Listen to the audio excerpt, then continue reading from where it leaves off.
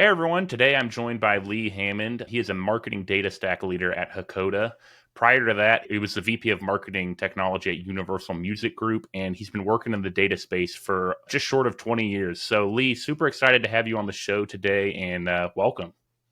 Yeah, thank you. Great to be here. So, I guess maybe let's provide a bit of background for the viewers. Walk me through how you got started in the data and martech landscape. It's a funny story. I started as a creative in the music industry, which means I was doing album covers and, well, concert posters and album covers, and ended up at a label and was doing it through the first big transformation of desktop publishing, the power of that. I started translating those album covers into artist websites and became a sort of a self-taught front end developer. Mm-hmm. And once you start doing a few of those, you're trying to understand, okay, who's visiting my site? And what are those customers? Who are those fans? And when you're running at a larger label, when you have a lot of them, is it the same fan across all those? So I started asking questions, and there were all sorts of data integrations that come in through the user experience layer. Obviously anonymous to known traffic. So in some ways, the gateway drug for me was as simple as Google Analytics. But when I got to Universal, it was just a much bigger problem. And it was my passion was, we're very large. We're the large, at the time, we're still the largest music company, but really understanding our fan across all these touch points. Each artist is a brand. Each brand has a site, a store, an email list. It was really challenging because we knew individually that you might, Luke, be a big Billie Eilish fan, but we couldn't connect the fact that you were, help me out here, an Eminem. I'm probably dating myself. Let's just say Kendrick Lamar fan. So that got me down this idea that, okay, marketing point solutions, website builders, email solutions, they're fantastic. I relied on some great SaaS vendors and products like Salesforce Marketing Cloud to get my work done.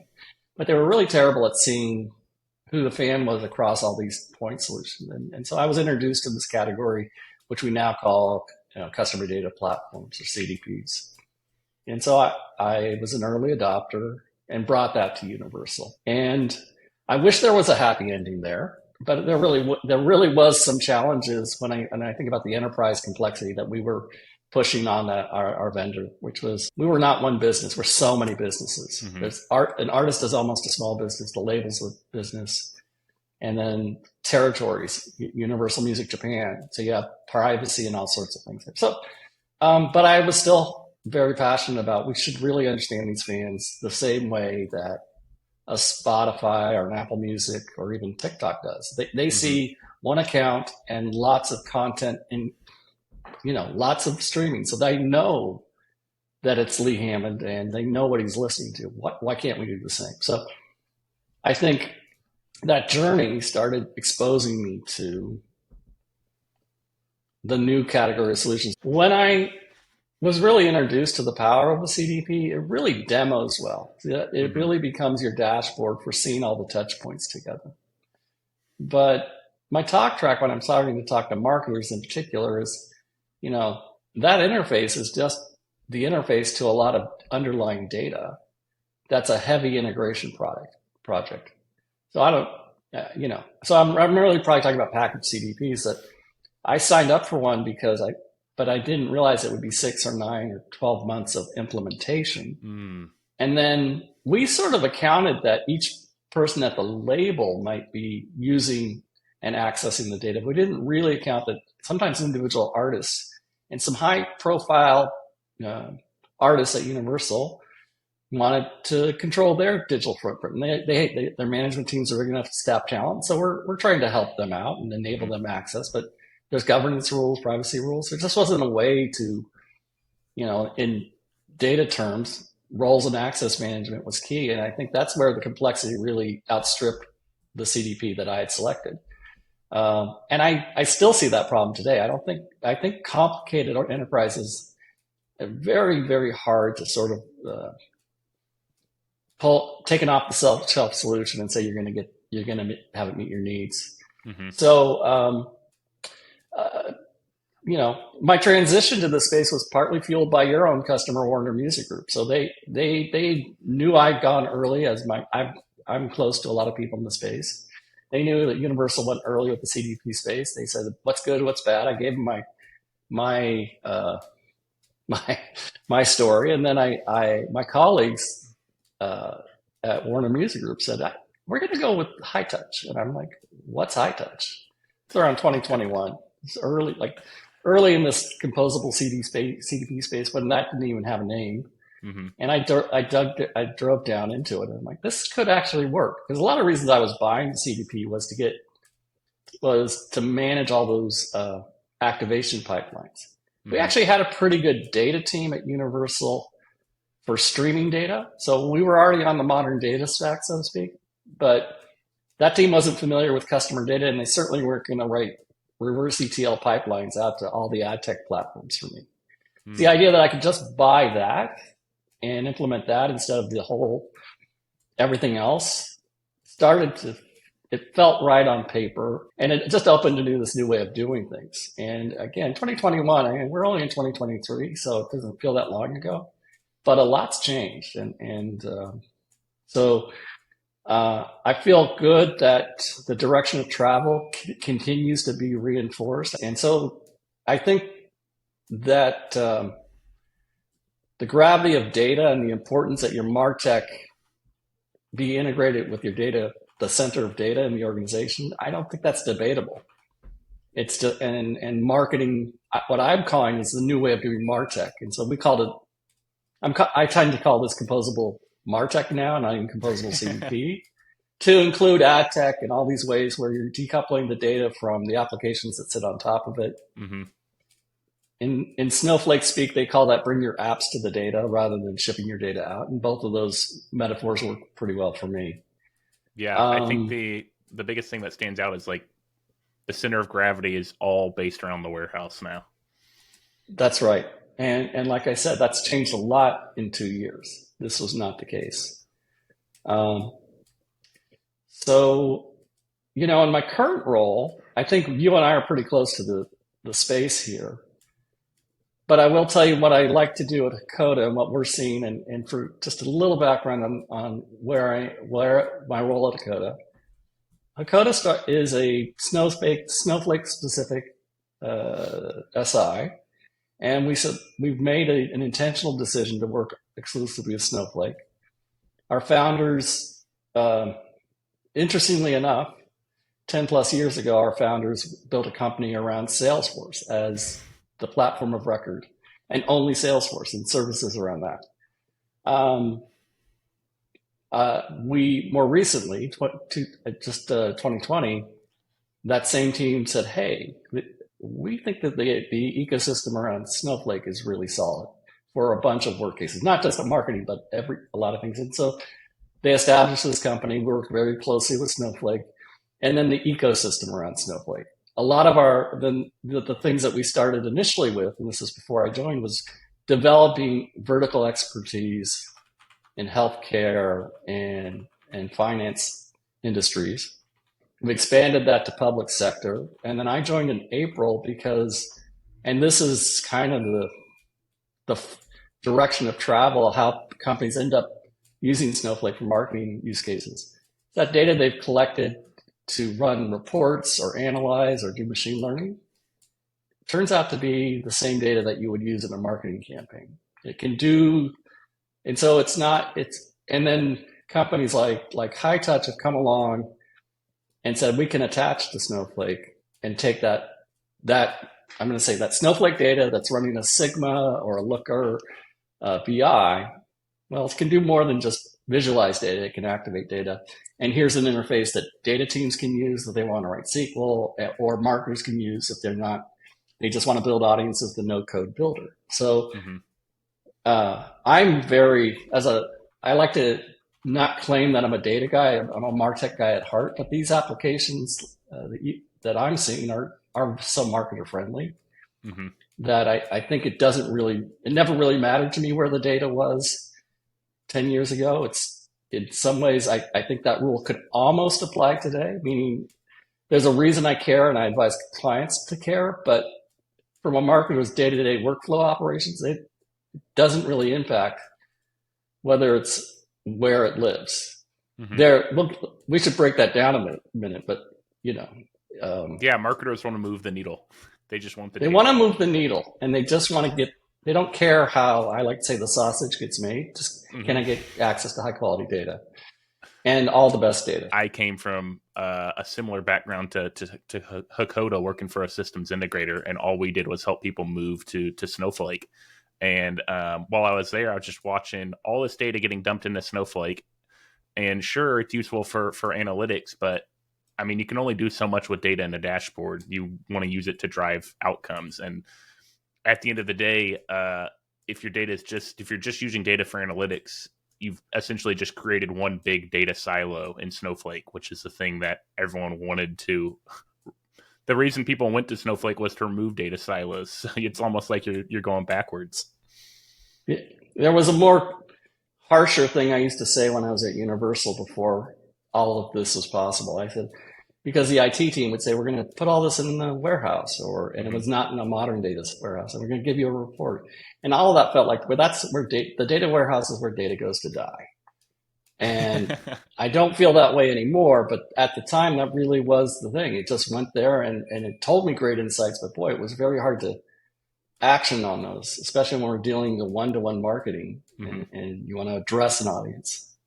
So, given that you work pretty closely with Snowflake today, what are some of like the main use cases you see marketers, I guess, like wanting to drive from data?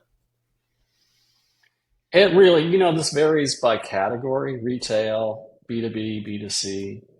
Um, the way, let me sort of give you the context of where I think this, do a little bit of orienting around the history of package CDPs. Hmm. People don't realize that both Segment and Telium are started out as tag managers. I was Hmm. remember being pitched Segment as a tag manager while I was at Universal. And I actually had on the conversation, you're capturing all those events, but are you unifying the data? And at the time they said no. So they did turn into a CDP. That's all great. But a lot of that data is much like Google Analytics. It's just the engagement layer of data. So if it's embedded on your property, you're getting clickstream data. In where customer data lives, unless it's 100% digital, and even then there are gaps, is really all in operational systems that are not digital touch points that the JavaScript dropped into your experiences can capture. Banking transactions or patient records, or I'm working with an energy company and they sell energy on an open market, and they have the overnight utilization by a customer, the rate they're paying, the package and plan they're on, and to me that's first party data. And yet it's the kind of data that is bigger and harder to standardize on than clicks, impressions, and views.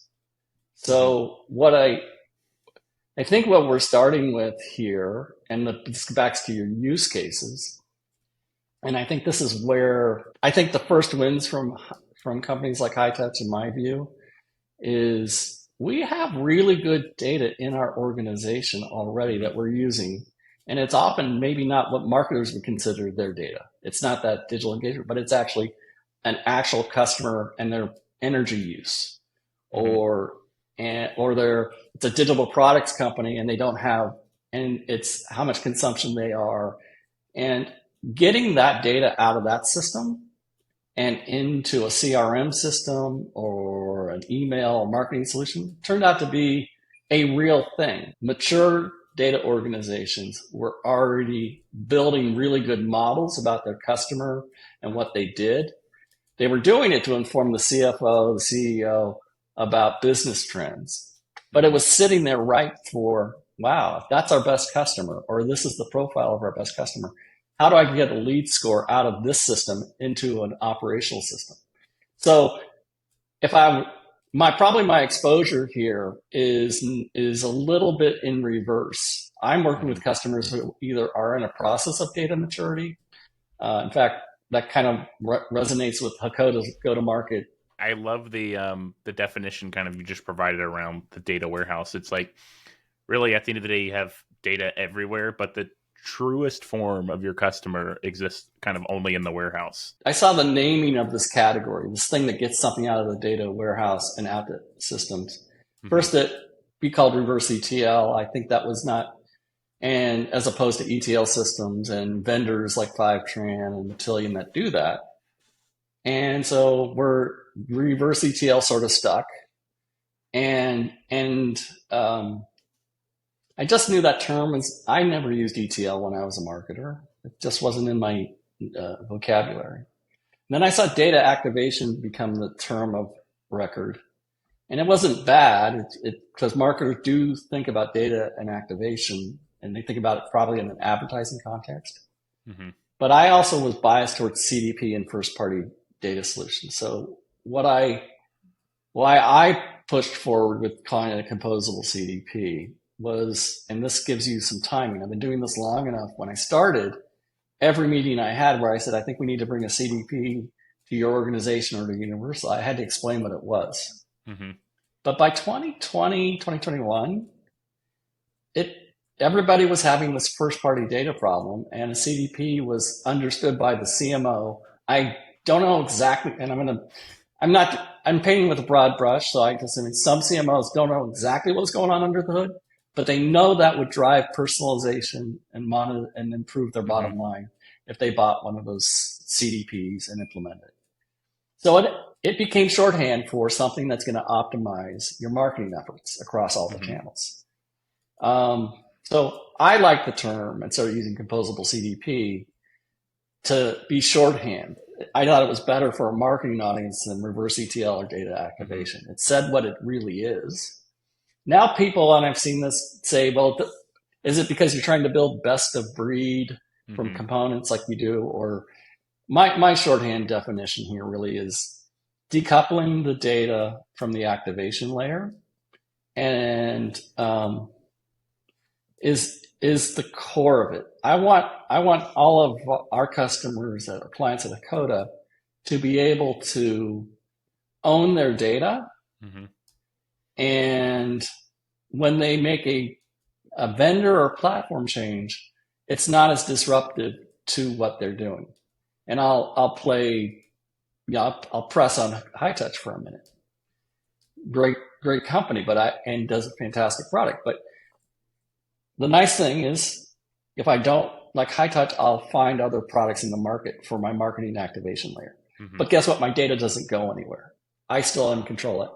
When I was at Universal and you made a switch from Adobe to Salesforce or some other channel tool, that's like starting over, like just Hmm. brand new reset, major. And I so to me, composable, I'm going to decouple the data that belongs to marketing to the business and own it, and then attach applications to it that perform the same data set. Can be the analytics data set, can be the ML data set, can be the marketing activation data set. So Hmm. that architecture is more future proof, and but it is, let's be pragmatic. Uh, Nobody's starting with greenfield tech. They've got a tech stack that goes this deep. They've got a data and tech stack, and they've got a marketing stack. So the nice thing is I think there are ways to iterate. That's what we call it, a journey rather than a Hmm. one-step transformation. And we get you from a place of chaos to order. Hmm. And then, but you get quick value. Again, one of the things that made me a little crazy when we implemented our CDP was the 9-month time frame to even start turning on a campaign. So I think there are ways you just come in with a slice of the data, and it's not the customer 360, it's the customer 90 degrees, Hmm. and you're taking that, but marketing's getting immediate value. But more importantly, marketing's starting to think a little bit differently about working together and organizationally. I'm doing this a little with my hands. Data and marketing teams are coming together. So I think all those muscles need to be exercised early and often through the whole delivery, and that's kind of what I advise clients. Yeah, I think that makes a lot of sense, especially like one of my favorite things about the composable architecture as a whole is it meets you kind of where you're at in your data maturity cycle. You don't have to have like this complete 360-degree view of a customer. if you just have like a customer table that you want to remarket to, it's like, cool, now I can push that to my ad platforms, but I don't need to actually solve for everything at once, which harkens back to the time to value standpoint, because you don't have to do this really complex implementation. You can leverage your data as is. And that's not to say that you can't improve your quality and build better models and audiences down the line.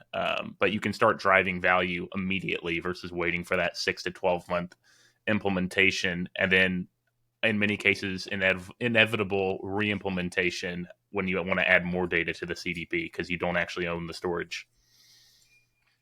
You've got it right. And for me, it's also all the parties are working together, meaning marketing's informing data of their needs, and IT, because a lot of projects sort of like, we go ahead and implement and then we'll hand you the keys, marketing.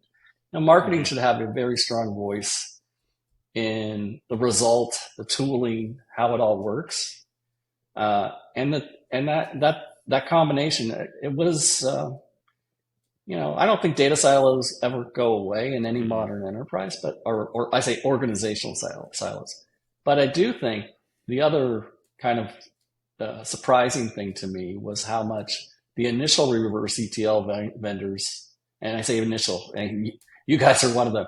What I meant is the initial interfaces were entirely SQL based, which is why I got the name reverse ETL. And I thought, my team can't do that, my marketing team. But now those no-code interfaces have come along, but it told me that the initial problem inside of many enterprises, why there was quick adoption in 2021, was we want to get out of the SQL to CSV handoff to marketing. That's a static snapshot and a manual process, and turn that into an evergreen sync that happens. And now that was just the beginning stage of where everything started, and then started taking off. And I think one of the things that's interesting about like the CDP category as a whole is like there's a lot more to just the activation layer. You've got like event collection, you've got identity resolution, and then the audience management aspect that you just alluded to. Activation is really kind of the last mile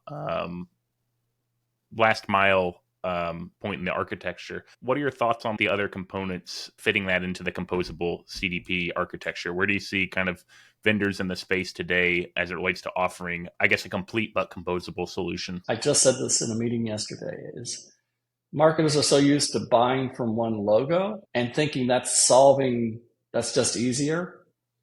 And especially when it's a cross-channel, effectively a data project sold as a marketing software solution, like a packaged CDP, that really is misleading. There's a lot of work that goes into deploying a tag from a vendor and then implementing the letting them run identity resolution, then training your team to activate and connect it. So there's a lot of steps all through one sort of solution. Those are absolutely all the components that people would say a CDP should have. It should have event collection, should have identity resolution and activation.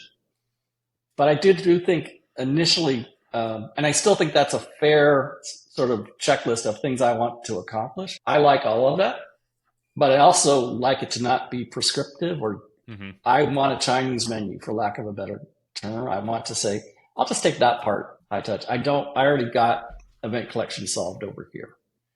Or I've got my identity resolution models are too complicated, or I've solved them. I want my team to do it. So, one, I like that you do solve the one logo problem, but I don't sit here and go, that's the reason to go with Hightouch if I'm advising the client.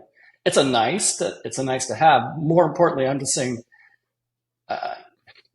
if another better, any one of your categories comes along, I don't want that to disrupt the other category.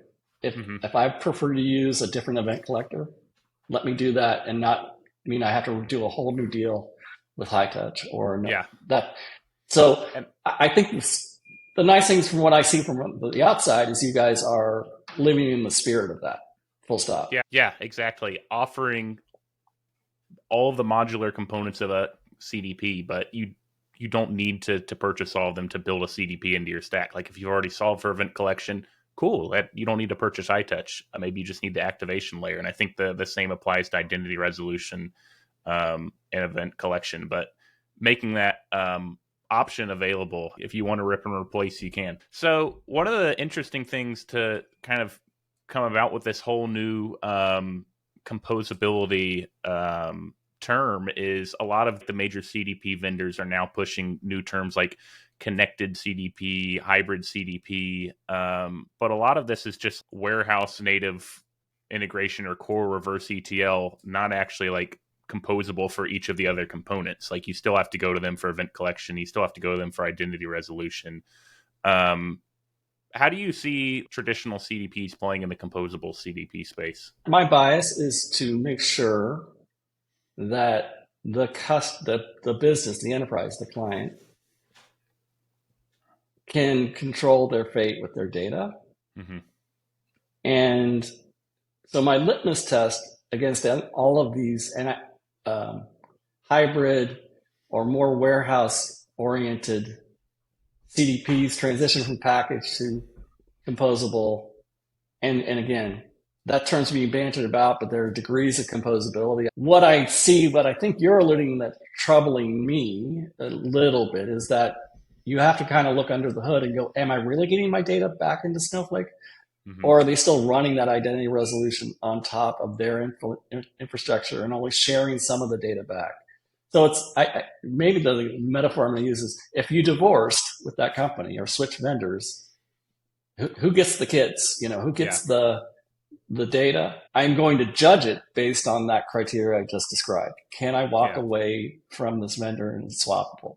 So I think that's how I would define it. I think So, I think that's a really good answer. So I guess like if you were going to synthesize all of this, how do you differentiate between composable and traditional? When does composable make sense and when does a traditional CDP make sense? I've had this conversation and it really has to do with the cost of CDPs. Mm-hmm.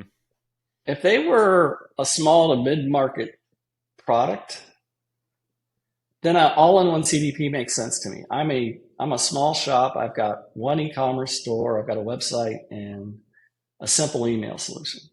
If it was economical to pull all that stuff together, sign me up. But in general, they're priced at a very enterprise tier, and that means the people who can afford to buy it already have some part of their team doing data analysis, data warehouses in the organization.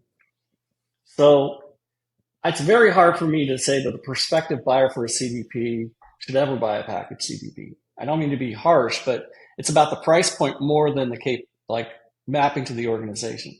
I think you can achieve all of the things you would want with a composable model or a hybrid composable model. And I would recommend, and even if they feel like they're not ready with their data stack, you can do this fast. This is not don't worry about your data maturity. Yeah, find quick wins that you can prove out the value in. I love that. One of the things I find interesting about like CDPs and composable CDPs is the data modeling aspect, because one of the key advantages to the warehouse first approach is you own and can control the schema, which kind of alludes to what you were talking about earlier is when it comes to choosing a CDP or a composable CDP, can you walk away and actually own your data end to end? How do you wrap your head around the kind of the object models that traditional CDPs present, and usually like the account/user aspect versus a warehouse where you can have things like workspaces, playlists, artists and labels, which you alluded to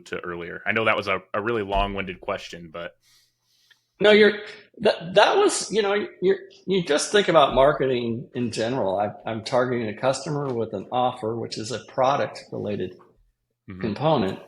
And now in this era of AI and ML, CDPs that I was going to say, a lot of them were just very narrowly focused on, we just manage your customer identity and the product data lives in the DAM and you guys have to figure out how to stitch that together, or, complicated org structures, household or, television streaming. There's a streaming provider and there's 5 people with accounts on that. It belongs to this household.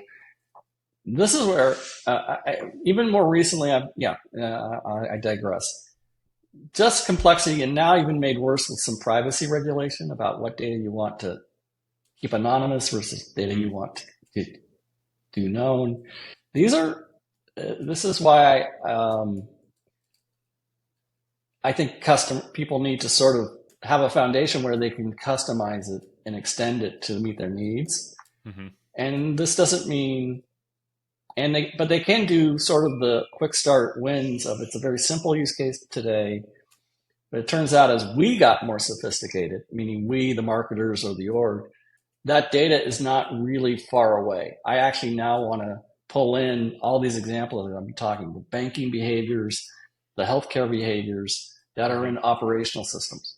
Or if it's a retail thing, or in case of artists and music that you brought up, what's the metadata about the music they're streaming? And what are the featured artists and releases? So that whole world, and then even beyond streaming music, okay, what are the T-shirts that belong to that album that we sold over here? It's not. When you're selling you're selling products against a brand that has all sorts of manifestations of what it is, physical and digital merchandise. Unifying that is really critical. Rolling it up and understanding the customer.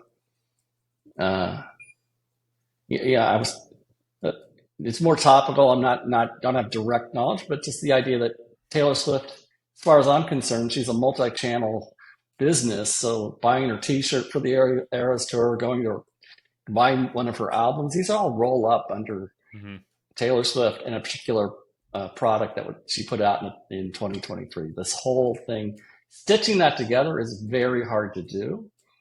Organizations are already doing that in their enterprise. That should be made available to marketing so they can understand that you're wearing that T-shirt or you're listening to that album, and that cross-sell option gets very easy. Well, then let's show Luke the T-shirt. Let's show Luke the album, the CD, the box set, tickets that relate to that. And so those are really complicated things. And then let's do it in a privacy-safe way across global regions. This is why we make a mistake as marketers of solving for our most immediate use case. And I don't say just marketers. I think data people, business people, I need this thing to do this one thing. And then the data fabric turns out to be much more connected than people realize. So, yeah. And I think that links back to what you said earlier is a lot of times all this data already exists for analytics, and it's the same data you can use for marketing versus having to recreate it in the CDP. Well, I have asked a lot of questions. I'm curious, what would you be doing if you weren't working in the data and martech space? I wish I had a good answer for that. I will tell you that what I enjoy doing in my off time is still sadly, maybe not sadly, but I was driven to the music industry as a music fan. I don't play anything. So it was kind of drawn by passion. And in spite of doing that for a long time in my career, it is the way I unwind at the end of the day. So music and going to the movies and hiking and enjoying LA are all the things that I do. Professionally, it's just been my journey to go from creative to being really at the data end of this and marketing. I think it would still be marketing related. I think of marketing as a creative expression. Yeah. Data is a way of staying relevant and making that experience positive for the consumer. Well, is there anything you want to plug or anything interesting you have going on? How can people learn more about Hakoda and what y'all do? I would say two things. The things I want to plug are, yes, for those people feeling like this is all new, the time is right.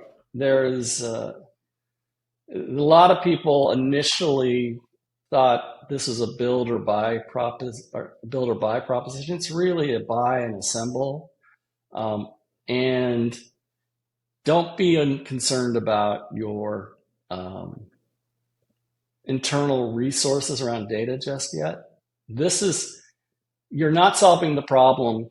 You're still being handed a major data project when you buy a package CDP. So where I'm going with that is What I'm helping our clients realize is the path to own their data. We can help them get there.